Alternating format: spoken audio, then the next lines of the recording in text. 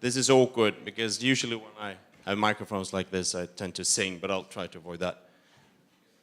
Did you check your social media? Nothing relevant, huh? No. So,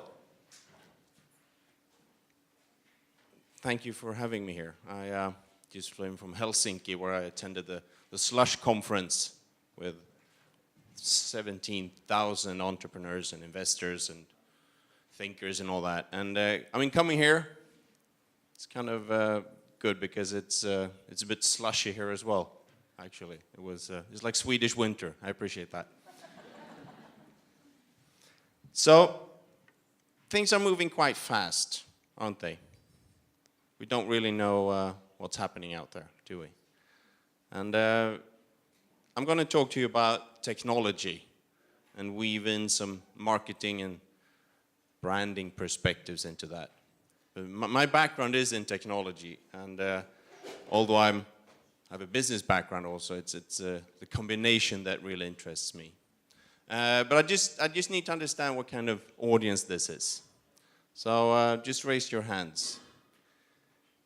Anyone in here that has rented a DVD this year? No? Good, good.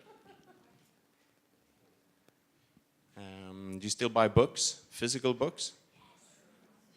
No. Okay, then I just need to change a couple of slides here, I think. No. In Sweden, when you buy books today, if you buy physical books actually in an actual bookstore, you need to buy coffee as well, because otherwise the whole idea, the whole concept of a bookstore does not really work anymore, because they don't make any money out of the books anymore. But it's interesting, and I mean, for me, I'm curious about how technology is changing our behavior, and that's basically what I'm trying to understand here. So, last question: do you know these wearables you have that measures how many steps you take, sometimes even your heart rates and stuff? Do you wear those? Yeah, a few of you. Of course, I have all of them, definitely. I mean, you see, I gotta try them. I mean, for me, it's just a way to actually trying to understand how technology changes my behavior, or actually if it actually at all changes my behavior. And for me with these, it's perfect, because every time I run to the bus in the morning, I mean, it's 2 degrees, it's raining outside, it's dark, it's November, I run to the bus, and one of these bracelets, they just connect to Facebook, logs that as an exercise session, and I get likes from people I hardly know, but it feels really good. It feels really good. I could take that away, but from some strange reason I don't. And with all these new things and the different views that we have on these things, I call it the tech storm. It's all the information that's coming our way, all the different things that we are seeing approaching, and the challenge to actually relate to this, the challenge to try to understand how this is affecting me and changing my life.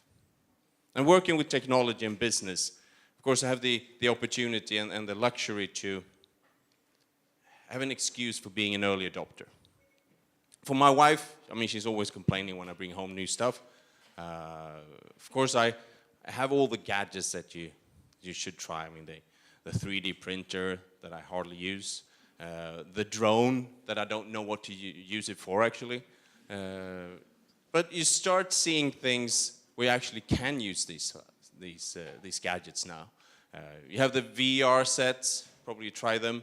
My 5-year-old here, she's the only one that can actually use it without getting motion sickness. I was doing a flyover last night over New York, and after 10 seconds, I was almost throwing up. Enjoyed it a lot, but it's really weird, and for me, it doesn't really work. The technology is going to improve, and I'm going to adjust to this, but it's a challenge to actually understanding and making that connection between my body and the technology here. And then, of course, these wearables, they are so last year, aren't they? Of course, we should go with implants now. Anyone? No? And it's just me again. I mean, what is this? Of course, you need to have the wearables, and of course, you need to have the implants. Same thing here. I just had to try it. Went into this sort of weird place in Stockholm, actually, a body modification studio. The implants, that was the least offensive thing that I had on the shelves, so I had to try that. Came home, my wife was not that impressed, and usually, I mean, when I bring new stuff home, she asks me, okay, what are you going to use this for? I mean, for the 3D printer, for the drone, for the VR goggles, of course I had a good excuse, a good reason, a good explanation. But for this implant, I really didn't have any explanation. I hadn't prepared anything. Right now, it's just a painful, kind of expensive business card. Every once in a while, I can use it. I could put the room key here when I check into a hotel. If the reception desk, if they allow me to do it. Sometimes they just laugh at me, sometimes they call security, and sometimes they let me in. But that's a different story. But what all this is about is that it doesn't really matter what kind of technologies we are seeing. I mean, there's been all these things that's happened over the past 100, 200 years. And independently, if it's the steam engine, if it's electricity, or if it's a computer, all these technologies have roughly been accepted into society in the same way. And it's a three-step process. And I'm going to exemplify this with a car. The first cars that we had were not that good, actually. I mean, they were not better than horse and carriage. They were noisy, bulky, expensive, they polluted, and they actually caused a lot of injuries and deaths among the users and people walking on the streets and the roads. And what's interesting here is that it was actually just a different way of going from A to B. There was no form of improvement compared to horse and carriage and the technologies that were already there. So what's happening after this is that in the second stage, the technology improves a bit. Cars get, relatively speaking, they get faster, safer, less bulky, less noisy, and we start changing our behavior. We start going to meetings in other towns, visiting relatives far away, and we use them for transportation in a new way. So we start seeing new forms of communication and usage out of this. And then the third part of this is when we actually transform society based on this technology. This is from the US in the 1950s, where we saw suburbs growing. You saw drive-in cinemas, drive-in restaurants, shopping malls like this. All these things that could never exist without the car being in everyone's hands, more or less. So it's a three-step process, and I want you to keep that in mind, because it's interesting when, I mean, from your perspective, when looking at new technologies, you really need to understand where that technology is. When should you jump on the train for a new technology? When should you leave an old technology behind? And it's not really, it's independent of what kind of technologies it is. I mean, music, for example, where you go from the old phonograph to the record player, to the cassette, to the CD, to the iPod, and then you start streaming it online. I mean, all these things happen for a reason. You don't have to be the first one. As an individual or as a company organization, you don't have to be the first one actually getting into this technology. But I think it's important to have an understanding, an idea of where you want to be. Do I want to be an early adopter, trying out the new things? Or do I want to be a bit later to the game? It's perfectly fine, as long as you have your own opinion about where you want to take this. So, then when it comes to IT, of course the smartphone is the pinnacle of development here, as we're here. And it's interesting to see that, I mean, society has definitely changed based on this technology. We use it all the time, we communicate all the time, and sometimes there's outrage about this. I mean, we use it too much. What is it? In relatively speaking, I think we check our phones 150 to 200 times a day, which is a lot. That's a bit tricky to handle, actually. There are probably psychology essays written about that, definitely. So it is a challenge. But in the same time, it wasn't that different 50, 70 years ago. We were still embracing ourselves, really going deep, not communicating with the people around us. So compared to today, maybe it's not that much of a difference. It's just a different means of consuming media, of communication. And I mean, that's the first thing. Mobile. I mean, that's the number one communications channel today. That's where we're going to see things, because we got the phones with us all the time, everywhere, 24/7.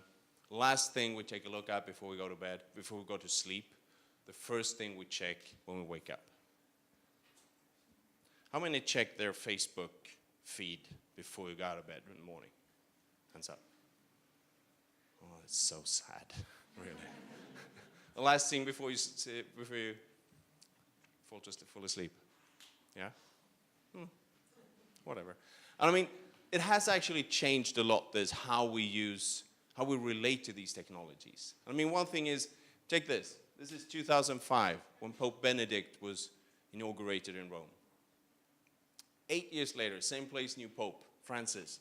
It's an enormous difference in how we relate to these technologies, how we use them, and how they affect the way we live. I mean, don't you agree with me that the best way to actually experience this situation is not posting photos on Instagram?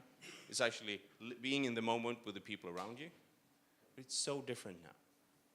And based on the fact that IT is a very mature technology today, we have a number of other contenders, other interesting technologies that we actually see moving forward. We have, apart from IT, all the new advances in new materials, nanotechnology, robotics, the physical world. We have a greater understanding of the human brain.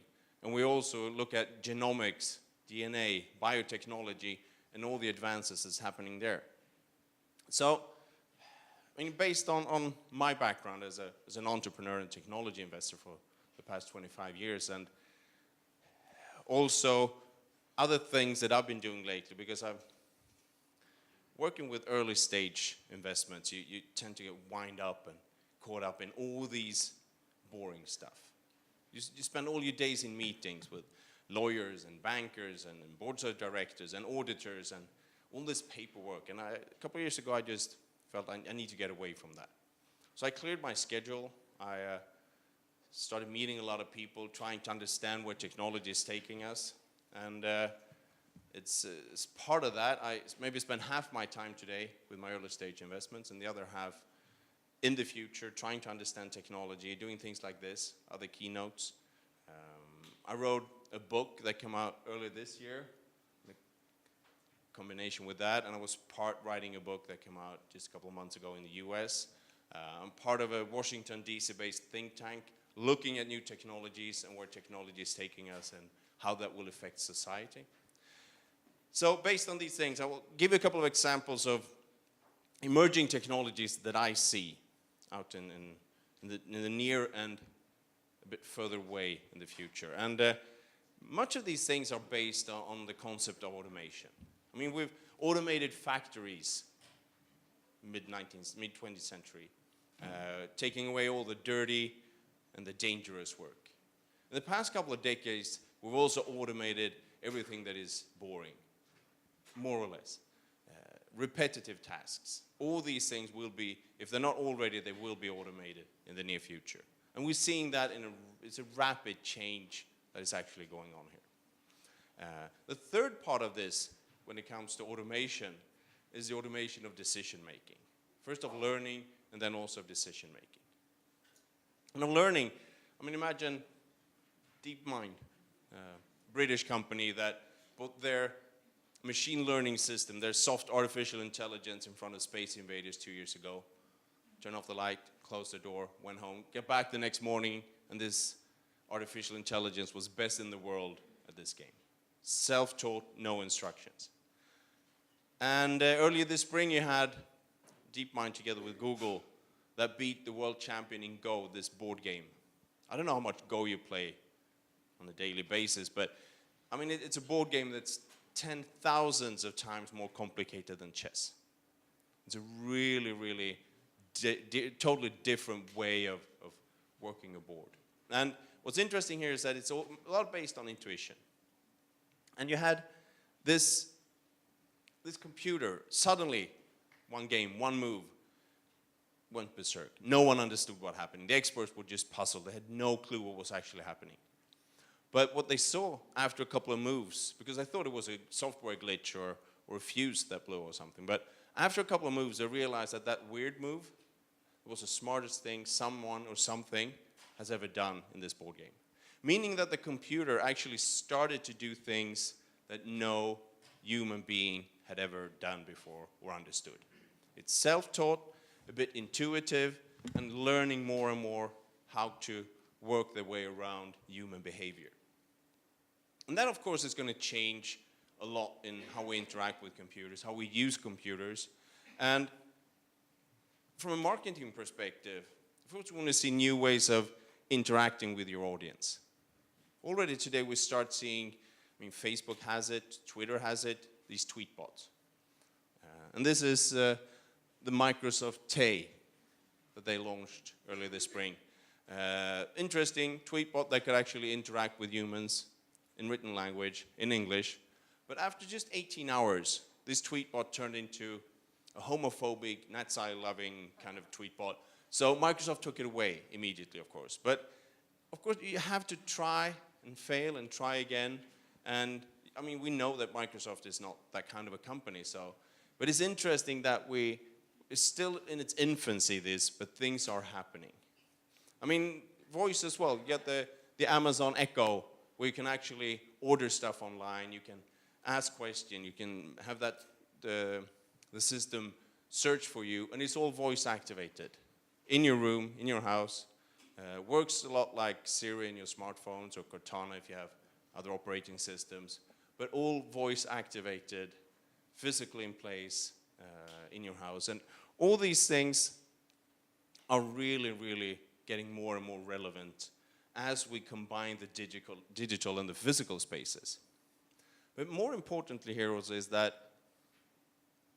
whatever new technology, new idea, or new marketing effort, a new branding effort you do, it has to be culturally relevant.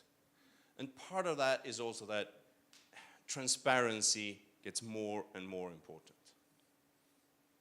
I don't know if you've noticed, but there was a presidential election in the US a couple of weeks ago. And it was interesting what happened there, because a lot of the news feeds on Facebook, for example, were based on fake news. There were fake news everywhere, from both sides of the spectrum. And there was a lot of complaints about this. And interesting is that, those news feeds you have on Facebook, they're automated. They're curated by algorithms. So based on what you click, it changes over time.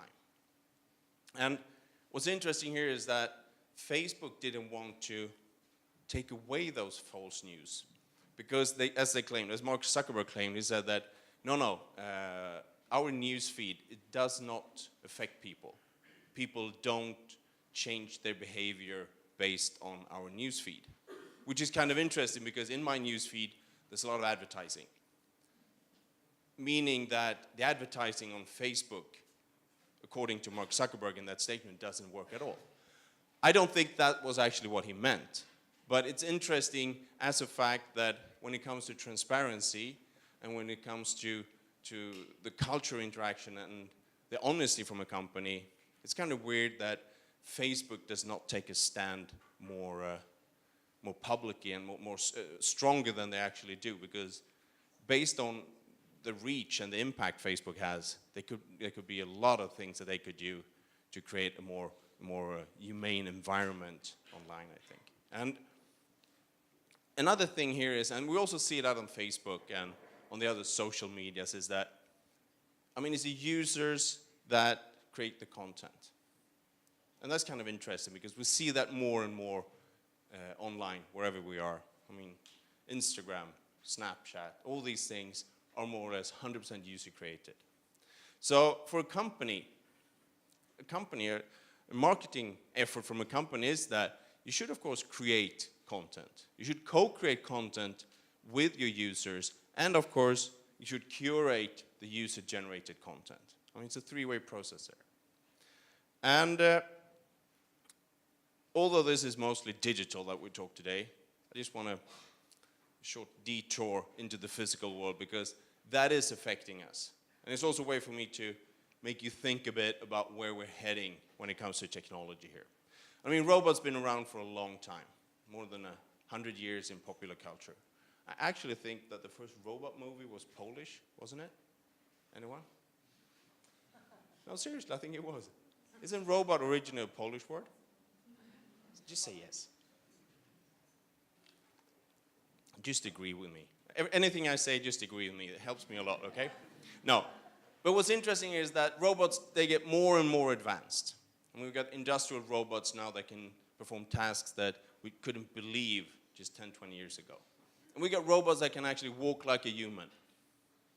But I mean, again, from a marketing perspective, how smart is this? I mean, imagine the engineers coming out of the basement lab, telling the marketing people that, great, we got this robot that can walk like a human. And it's like, oh, cool. Film it, post it on YouTube, and we will sell more stuff, whatever it is. But make it look good. Yeah, sure. And they walk away. And they dress up this robot with a pair of boots, a uniform, and a gas mask. I don't know if it's to intimidate people or to make it look more friendly. But I mean, it doesn't work. I show this to my kids. My 5-year-old, she didn't sleep for a week. I use them as guinea pigs every once in a while, though, but my wife was anything but happy, I can say. But I mean, we got the cute robots as well. We got the cute robots. Like this one. It's about the size of a deer. Also very impressive from an engineering perspective. Very stable, that actually can stand up on this icy parking lot here.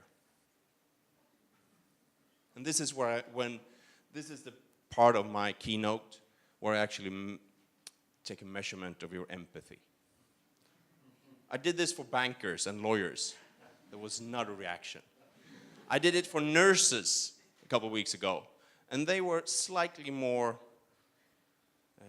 sensitive to this than you were. So I think you're on a good level here. That's fine. But I mean, what happened when they posted this video? There were Facebook groups started in defense of the robot. Meaning that we start seeing and understanding, we start getting emotional about these things, and we start feeling that, okay, we got to care for these robots. And they get better and better. They can start working their way around an unspecific environment, change their behavior based on what's happening in that environment. And, I mean, they also get more and more. Yeah, do you see it's the same guy as in the previous video? You see that, huh? I don't know about him, really. And the thing is that they get more and more robust, more and more advanced, and we can actually start seeing that these robots, they're going to be a very useful addition to our daily lives in the future, as long as we don't dress them up in uniforms. And when it comes to these, stands up again, look good. When it comes to these things, I mean, given my choice of profession, I really love science fiction movies. That sort of comes with the job. And I know what happens when we introduce this concept of violence to our friends, the robots. It will not look good, definitely. And eventually, they will come for us. So we've got to be careful here. But don't worry, this company, the company that's the world champion in Go and Space Invaders, a lot of other companies in robotics, artificial intelligence, biotechnology, etc., are now owned by Google. So we're safe, right? No, but seriously, Google is a good company. Google is a nice company. I mean, their whole payoff is don't be evil. And I think they're really trying. I think they have, I mean, when it comes to transparency and the cause and creating a better world, I think they're really doing a good job there. And when it comes to technology, they've acquired all these different technology businesses in the last couple of years. And what they've actually done is that they created an ethics committee within the company, looking at how to understand new technologies from an ethics, societal, and morality perspective. And I think that's great. It's really good. But what's also interesting here is that how should we react to that? I mean, you get two choices. Either you can sit back, relax, open a beer, Friday night, bag of chips, and just realize that the best people in the world, the smartest people in the world, they take care of the ethics discussions around new technologies. Or you can realize that, okay, we got the smartest people in the world feeling that they need to discuss these things. Maybe I should have an opinion as well. So I don't think you should let companies, although Google, I believe Google is a good company and a nice company in that sense, but you should never trust them fully because they have a profit perspective. You should not trust scientists in this sense. I mean, the absolute majority of all scientists are do-gooders.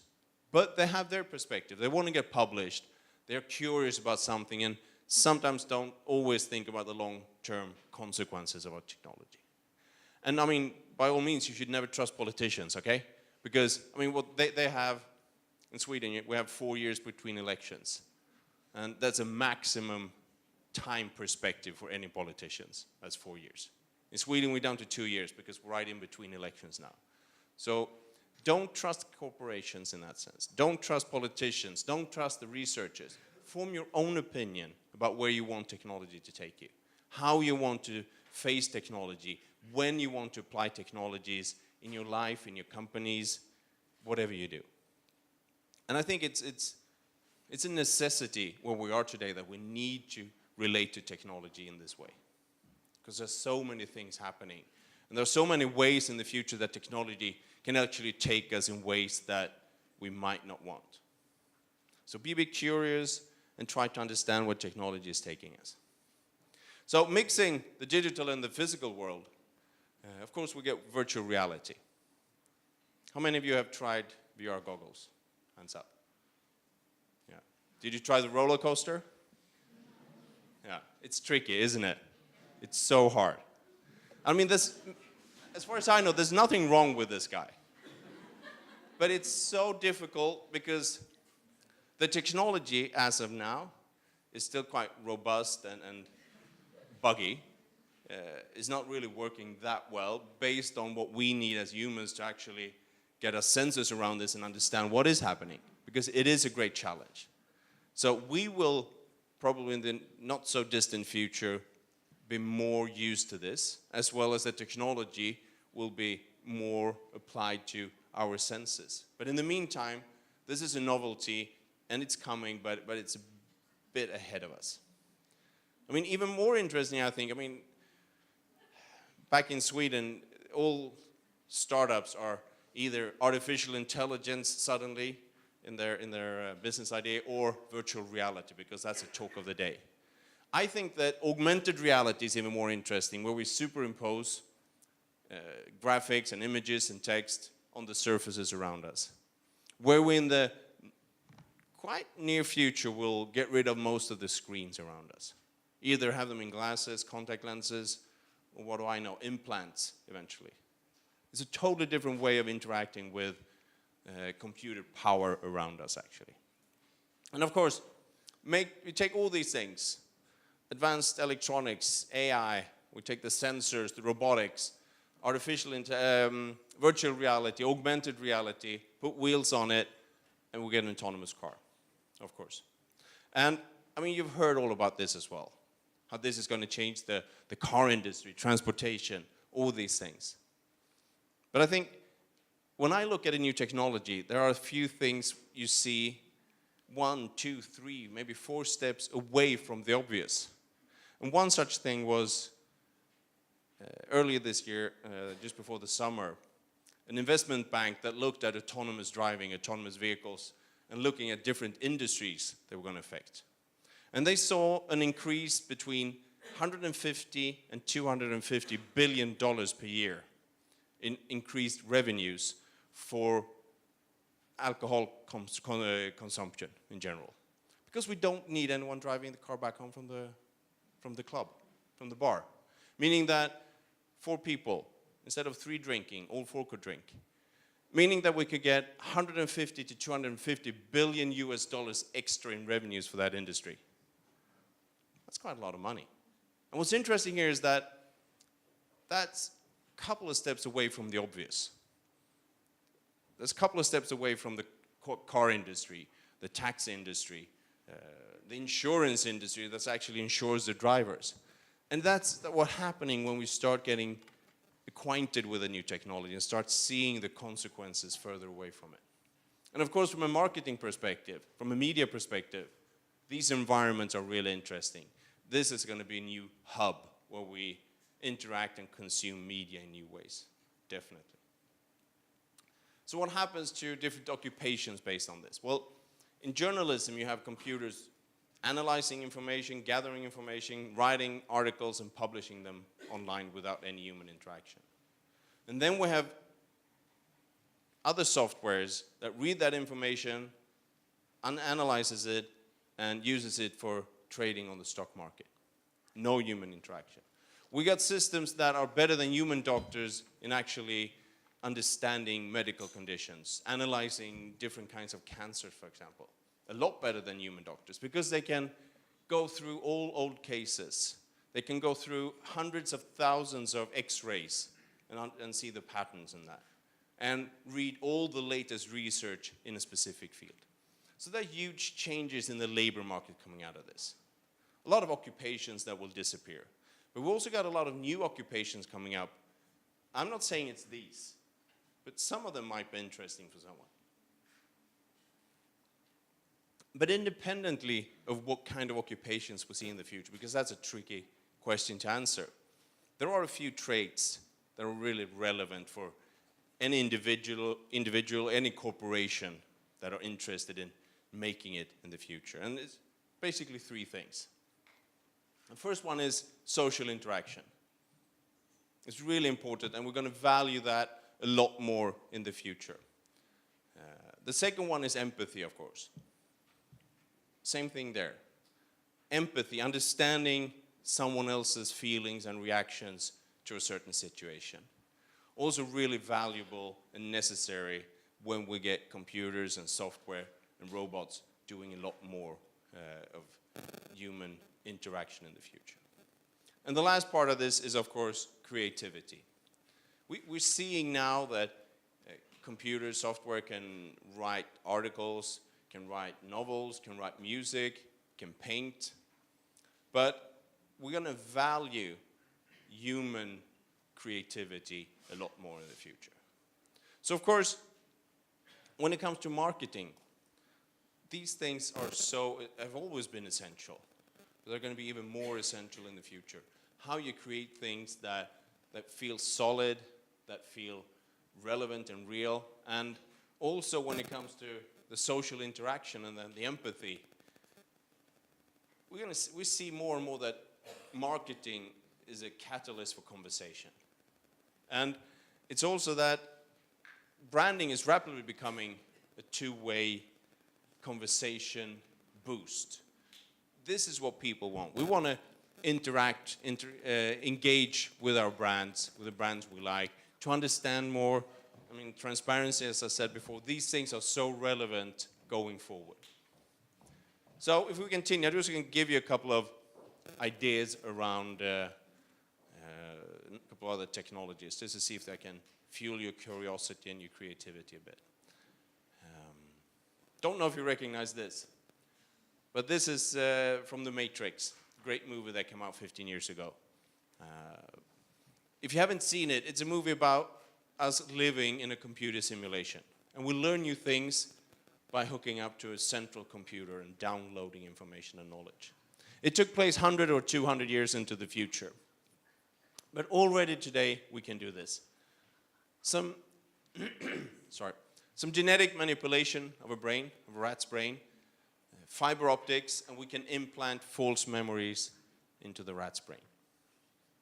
It's kind of amazing that we actually know how to do this, where to put it, how to write or record this information and extract it and put it into the brain of a rat. I find it totally amazing, actually. And this gets more and more advanced every day, every week, every month. It's a rapid development here. And then you think, no, it's just a rat. Small brain, very limited intellect. But we've actually done it with humans as well.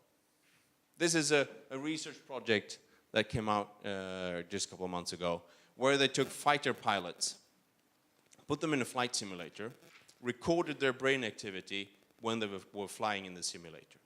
Then they took amateurs like me, put them into the simulator, with helmets on, with sensors, at the same time as they were flying in the simulator. They got the brain waves, the brain works of the experts, of the pilots, feed it into their brain. Meaning that they improved their capabilities and skills in this simulator by 30% on average. Meaning that we can actually today take knowledge, expertise, experience from an expert, transfer it into the brain of an amateur. A friend of mine, he's a golfer, and he said, I would pay a lot to get 30% of Tiger Woods, for example. And it's a great, I mean, if I'm going to China next week, I can download and get 30% Chinese in just a couple of hours when I'm on the plane. I mean, this is going to change the way it's still in its infancy. There's two things that's interesting here. One is that we actually start to know a lot more about how the brain works in detail. And the second thing is that we actually start seeing interesting things coming out of this. I mean, this is still on the research level, definitely. This is just a proof of concept. But imagine if we fast forward 5, 10, 15 years, all these things are going to happen. I mean, what's going to happen to the educational system? Digital university. It's going to be the brain university instead. What do I know? But I mean, this is a bit further away. But already today we use this knowledge, these innovations to help people. This is a guy, he lost both his arms in an accident 50 years ago. So he's been living his whole life with assistance. What's interesting here is that the prototype, the prosthetics he has, these limbs, these arms, there's 10 of them in the world. They are $500,000 each. It's an extreme luxury to use them. But they are connected straight into his nervous system. Meaning that he controls them through his thinking. And you can see that it's very, very difficult for him in the beginning. It's a bit like an infant kid trying to use his or her arms for the first time. But eventually he improves and can use them in quite a good way. He's extremely concentrated in all this. And I mean, imagine drinking for the first time by yourself for the past 50 years. It's just a great way of using technology to improve the life of, in this case, one man. But of course, this is going to happen in the future. We're going to see more and more of this. We're going to see technology coming closer and closer into our bodies, on our bodies, inside our bodies, and the division between human and machine is going to be a bit blurry, actually. I mean, we start seeing that in the Olympics now, where people with prosthetic limbs that actually run or jump as good as a human, more or less. So interesting things happening there. I don't say that we're going to look like this in the future, but we're going to be able to help a lot of people by using technology in new and innovative ways. And the last piece of this puzzle is DNA, genetics, understanding the human genome. I mean, 15 years ago, it took 5 years. It cost $300 million and occupied 1,000 people in mapping one human genome. Today, you can do not a full scan, but quite a good one, for $99 with a kit like this. And you send in a sample and you get the information back online through a code in a matter of a week. And you get your genetic heritage, how you react to medication, some inherited conditions, and the risk of certain diseases. Maybe you realize that I kind of like these things, of course. And I gave one of these kits to my wife as a Christmas present 2 years ago. And I really thought it was a good idea. She was not that convinced, really. She said, well, thank you, but you should have given me your results of this when you proposed to me 15 years ago. I mean, she knew what she was getting into, but that's a different story. But I was curious about her reaction, and I got two things out of it. I mean, the first is that now she buys more or less all her birthday and Christmas presents herself, which helps me a lot, really. But I also wanted to see her reaction. I mean, she's kind of curious as a person, and she, like many other people, wants to know more about yourself. How can I stay healthy? But usually you want to know the things that you can do something about. You don't want to know anything, everything. You want to know the things that you can, if you change your behavior, you can increase the odds of living a healthy lives, so to speak. So that's the main thing with this. And we're going to see improvements here in getting personalized medicine based on your genome. We can already today, through a simple blood test from a pregnant woman, you get the full genome scan of the unborn child. And give it another, based on what we actually are capable of doing now and seeing where the progress in genomics is going, in another 15 to 20 years, we can probably go in and change the genetic traits of an unborn kid. And then again, we have to decide, do we really think that this is a good idea? There are probably people thinking that it is. I'm very skeptical to this. I think genomics has a great promise, but we have to find the limitations. And again, I think it's up to me, you, all of us as a society to discuss this, understand where this is taking us, and try to find a reason where we should go, how far we should take this. Because if we don't, there's going to be researchers and companies really interested in pursuing these paths. So we have to understand this and discuss it and make decisions so that we don't face the wrong consequences. So you can, of course, just stick your head in the sand, don't think about this, saying that I don't want to be part of this. It's a perfectly viable reaction to all the new stuff that is coming. But don't for a second think that progress will stop if I close my eyes, because it's going to continue. And I don't actually think you should be afraid of all the new things. I think you should be afraid of getting stuck in the past. You sit there with your DVD player when there's no DVDs to rent anymore, for example. I mean, all these things, I think be a bit curious. Curious with a sound ingredient of skepticism. Be curious and see what's happening, but don't buy everything that someone else puts on the plane. So based on this background, I'm just going to give you a couple of tools on how I look at new technologies and how they affect me or my investments or my businesses. And for me, it's a three-way process. The first one is to analyze technologies, to understand what new technologies are out there.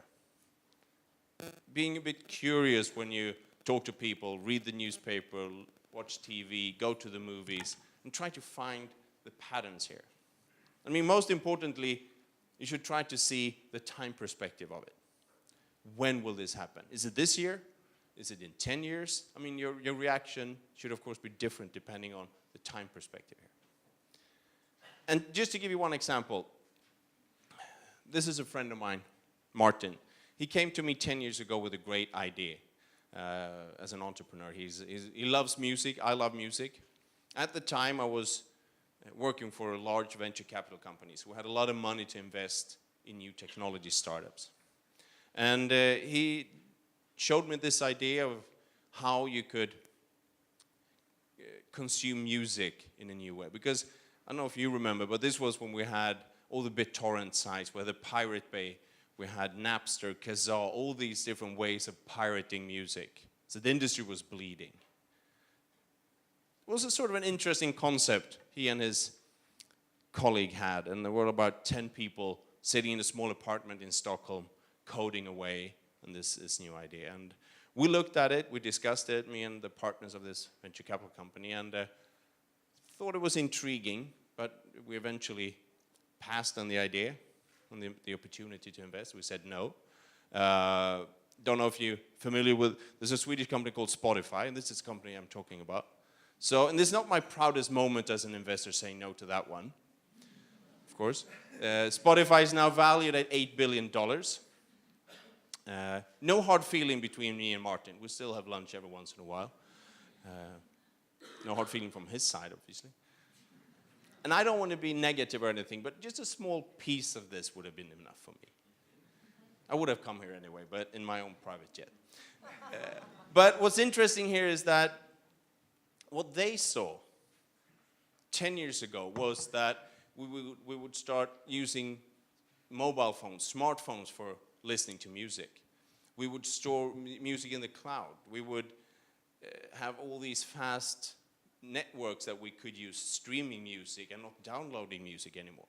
So they actually saw a lot of interesting technology trends that they could put in a package and offer to the market in a very new and innovative way.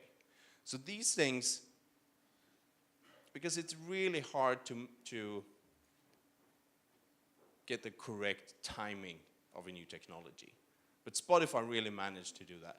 Of course, they're also really great entrepreneurs, these two founders, and that helps, of course. But if you time it wrong when it comes to technology, it's going to be really, really difficult and expensive to get something out of it. So when it comes to marketing, I mean, modern marketing is increasingly complex. It's really, really difficult. I mean, there are a couple of things that we see, there's a lot of things, and just a few examples that's coming.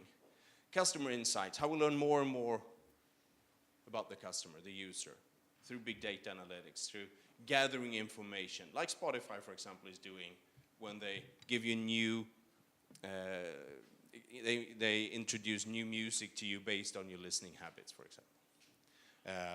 Marketing automation, all these things that are happening online when you set up the parameters, and then you have an ongoing marketing effort online without any human interaction, exactly. And of course, predictive analytics, when you try to understand what a user will do before he or she actually does it. And that's also a very interesting perspective on this, and all these things are happening now. So when it comes to understanding the technology, that's the first part of this. The second part of this is actually to assess the business implications. Understanding how that will affect, how will this technology affect my industry, my customers, how will it affect my internal processes. And for Spotify, what they did actually also was that they not only introduced all these new technologies, they also introduced a totally new business model for the industry. You no longer buy music, you subscribe to a music service. And based on technology, there are tens of or hundreds of new interesting so-called business models that you can use. And many of these business model innovations are actually fueled by technological advances and digitization. So based on this, you need to see the technology and assess the business implications of it. And the third part of this is actually to adapt to the uncertainty you're facing. To adapt to a new reality and realize that uncertainty, that's part of the equation nowadays. We'll never be in a situation again where we actually can have 100% of the information needed to make a decision. We need to realize that uncertainty, ambiguity, all these things are really important when we go forward. And to be content with the fact that we have to work in an environment like this. For a company like Spotify or any large corporation, facing uncertainty and dealing with uncertainty, with the resources you have in a large organization, you can set the standards, you can introduce new technology, you can be persistent, you can introduce new business models like Spotify did. For many of my companies that I work with, we have limited resources, not that much money on the bank, we have few people working with it, and then instead we have to adapt, trying to understand what the big players are doing and adapt accordingly to their changes in the market. So, just to repeat, analyze technologies and see the timing of it. Assess the business implications from an industry perspective, from a customer perspective, and also from a company perspective when it comes to processes and organizational changes based on a new technology. And then adapt to this new uncertainty and this new reality. So, just to finish off here then, if you're not confused now, you haven't really been paying attention today, huh? But also, if you're not curious, you've missed the point, because there's a lot of interesting things going on here. Some things are frightening, some things are interesting, some things are funny, some things are really dangerous. But I think curiosity is a really important trait going forward here. and different ways of actually seeing what we can do. And the third part of this is being optimistic. If you're not optimistic, then I've failed. Because I really do think, although given all the scary stuff that I've talked about here, I really do think that technology is part of the solution going forward. We need technology to increase our businesses, to live a happy life, to take care of all the challenges that we're facing as a human species. We really need to use technology in the best way possible here. So that said, I'm here now, stay for a couple of hours, and I'm here after today if there's anything you want to discuss or talk about. And I don't know if we have time for questions. We do? 2-3 minutes. Yeah. Are there any questions to Nicklas? No? Not at all. Something? This is a very Swedish And Polish. Swedish, Polish, and Baltic kind of thing. Finnish as well. But at least there's people in the front row here because it never happens in Sweden. In the US, you are bombarded by questions. But never mind, I'll be here. So if you want to come up afterwards or during the break or anything, just ask me and I'll see. I'll do my best to answer them. So that's it. Thank you very much. Have a good day.